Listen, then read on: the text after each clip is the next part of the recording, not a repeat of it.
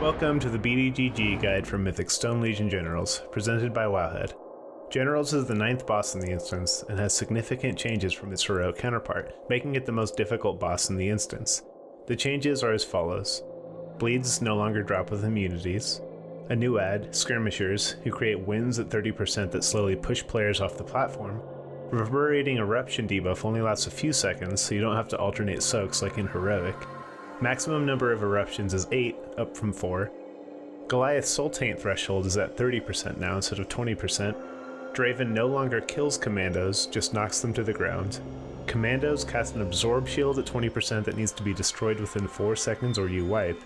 And Prince Renethal does a massive knockback and deals 20k raid damage once you restore his mana. For raid comps in this fight, 2 tanks, 5 healers, and 13 DPS. 2 DKs are pretty good here. They not only offer grips, but they can cover 2 out of 3 meteors with AMZ. Paladins also offer good utility and can use Blessing of Protection to interrupt Goliath's Ravenous Feast.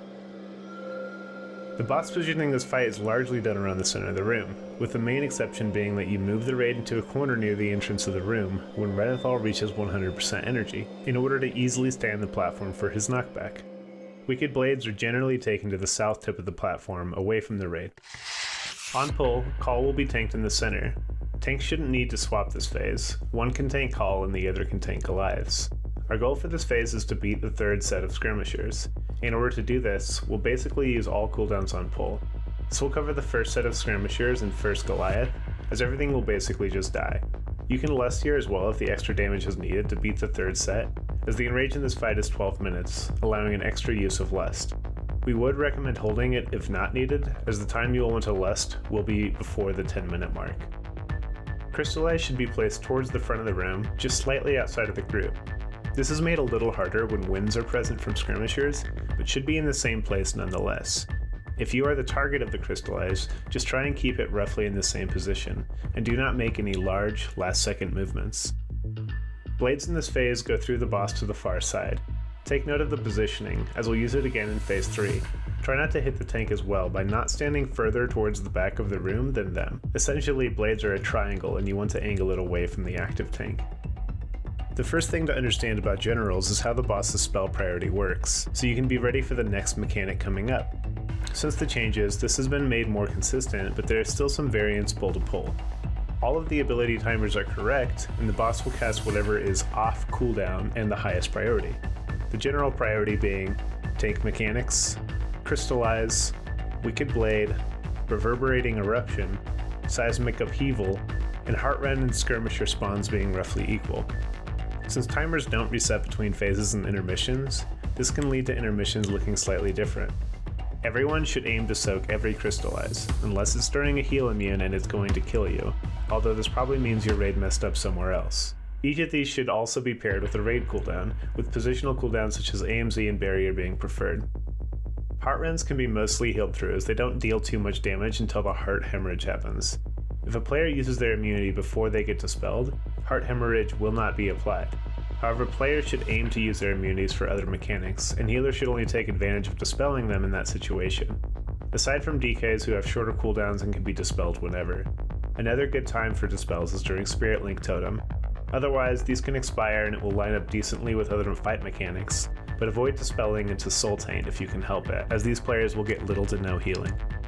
The strategy to use for Intermission 1 will depend on how much damage you can do to the first Goliath without pushing it.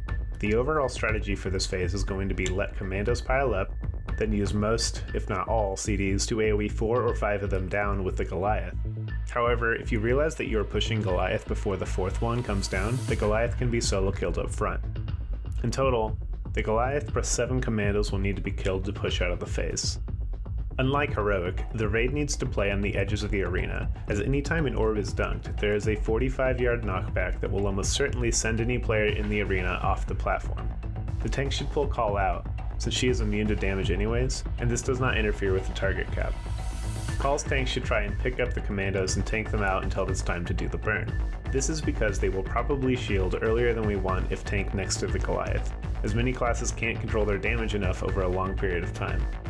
Once it's time to AoE, the tanks can swap the Goliath and Call, and an audible 3-2-1 should be counted. Keep AoEing until everything is dead. A Warlock Gateway should be set up from max range to Renethal Circle on whatever side the intermission is done from. Players should then pick up orbs in the ground and click the gateway one by one, ideally not picking up orbs without the ability to use the gateway. There are weak auras to help with this, as an orb does have a fixed duration both on the ground and as debuffs, which is about 15 seconds each. After the burn is done, damage needs to be controlled, as commandos are now killed one at a time. You want some downtime between each of those so that players can build resources like focus and astral power. Around the time the 10th commando dies, the raid leader should look for the timers of Wicked Blade and Crystallize. Once dunked, the entire raid should move to the entrance side cubby and continue to dodge the red swirls. The knockback will throw you against the wall and phase 2 will start. Timers will reset here. The phase 2 positioning is slightly different and will require tank swaps unlike in phase 1. You can swap at 2 stacks, just make sure to communicate who is tanking Goliaths when they spawn. Since the raid will be dropping reverberating eruptions near the close wall, the boss should be positioned closer to that side than the middle of the room, with enough space for the raid to maneuver around behind him. Blades in this phase go towards the front of the room. This helps with potentially double splashing on one of the targets if the same positioning was used as in phase 1. Reverberating eruptions should go into one of 9 spots, with markers down ahead of time. As there are only 8 world markers available, leave a gap in the center between marks 4 and 5 for the 9th soak to go. You need a weak aura to help with soaks, but essentially players are assigned to soak a mark, and once an unstable ground exists at that location, the player should aim to soak it every time an echoing annihilation goes off. In general, more durable classes such as mages and druids should be placed at the start of the rotation, while other range should be at the end of the rotation. Avoid using melee if at all possible, since it lowers their uptime on the boss. You should have someone mobile such as a warrior or a DH not be in the rotation and just be an audible fill in case a situation ever arises where the weak aura can't handle the needed fill. To handle Seismic, one trusted player should be marked as a stack point. This mechanic is handled similarly to how Dark Recital is on Council, with the players affected moving to the right while safe players move to the left. Unlike Council, however, players aren't required to stay together, and there is no problem fanning out. If a player is dealing with the mechanic before this and cannot make it back to the stack on time, it is okay for them to just stay out of the group and still handle it in the same direction. The goal here is for them to just be out of the way as much as possible, as only getting halfway back has the potential to cut people off. Also, take care with Goliath's feasts that happen during upheavals. These are an extremely good use of bops. The first set of skirmishers needs to be taken care of before the Goliath. Since you are likely light on CDs, skirmisher DPS needs to be controlled a lot more than it was in phase 1. This is going to be different for each raid, but in essence you should aim to have not quite everyone hitting the kill target, with a few people hitting the second target and no one hitting the third target, so that you can reduce the number of wind overlaps. Most of the raid can handle 1 for an extended period of time, but 2 or 3 can be disastrous. For this phase specifically, you'll want to assign DPS cooldowns to the end of Goliaths, which end up mostly coinciding with skirmishers as well, so that there is no elongated period of Stonegale effigy. Take care to use shorter cooldowns later in the phase, so that they can potentially be up for the second commando burn. A large portion of the strategy in this fight is going to be controlling where people use their cooldowns, especially in phase 2. This can be something that is planned out ahead of time, but generally there are 4 places that need to be addressed in order of priority. Ads are always treated as a higher priority than the boss while active, generally the order that they spawn in. Goliath's Ravenous Feast will need to be planned around, as they will do substantial damage up front, and almost the same damage over time. You'll want to push before the 4th set of skirmishers. This timer can be deceiving because if the boss is stuck casting something else, he will not trigger the intermission and instead spawn skirmishers despite being well under 50% HP. The second intermission is handled similarly to the first, albeit from a different position. Your Warlock should move their gate more central, still at the maximum range. Players will need to refocus it if they're using an interact with mouse over macro. Tanking can be done in a similar way as well. Whoever has aggro on Grishal should be tanking him away from the Goliath and picking up any commandos that drop. Make sure that you're swapping Grishal either right before or not long into the phase, as you can't drop stacks the way you can in the first intermission. Grishal will perform all of his abilities in this phase except Seismic Upheaval. That means both Crystallize and Reverberating Eruptions will still periodically go off. Your first AoE burn needs to be timed around these abilities, and do the solo burns after. Generally your first burn will take place after the second Reverberating, as this allows enough time for a decent number of commandos to be piled up. When dunking Anima in this phase, people soaking Reverberation on the end's first or last mark Need to take care as most of their circle is probably in the 45-yard blast zone from the volatile anima detonation. You can either elect to skip dunking during reverberation, or make sure that these people are in position. With Crystallize, you should plan to soak all of them. Gripping one is a viable strat, especially if it's near the end of the phase or close to the AoE or solo burn. Pushing out of the second intermission is tricky.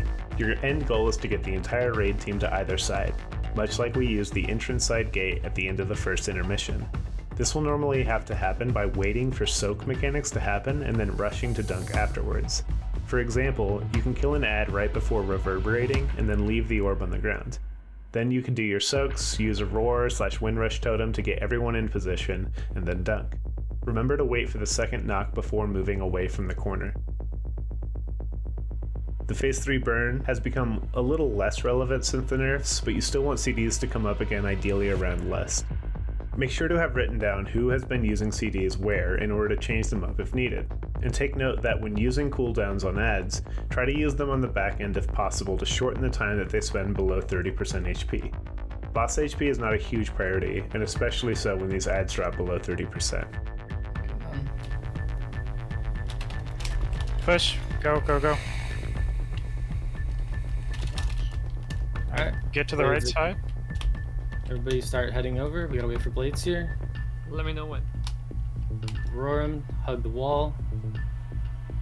We're safe, go. Phase 3 ends up being probably the easiest phase, since there are no new mechanics and a lack of Goliaths. A few things to keep in mind though. Blades go back to their Phase 1 positions, so melee need to be careful about positioning. Each reverberating eruption is going to do an insane amount of damage to the raid as a whole and should be cooldowned. Skirmishers still exist.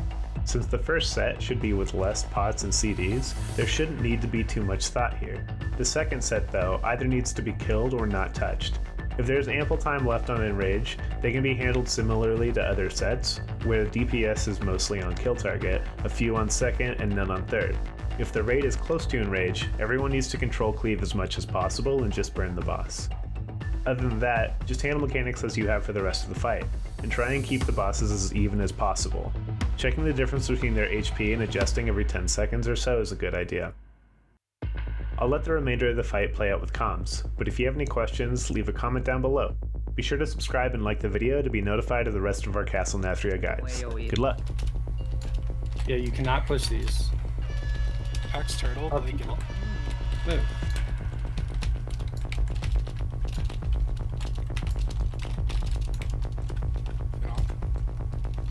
Chakram's out. Blades. Blades. Watch the hitbox. Somebody top this off me, please. Skull. There's a Warlock Crystallize here. here. Pains up me. After this is soaks. Be ready for soaks. Want me to rally it? Yeah, rally. Do these soaks. Full star, full star, full star. On your show. More on call. More on call. Tanks, you guys are going to want to start kiting. Just kill them here. Chakram out. You guys are probably dead. Fine. Just kill yourself. Kill Kershaw. Guys, we don't care. We do not care about meteor. Don't worry about soaks.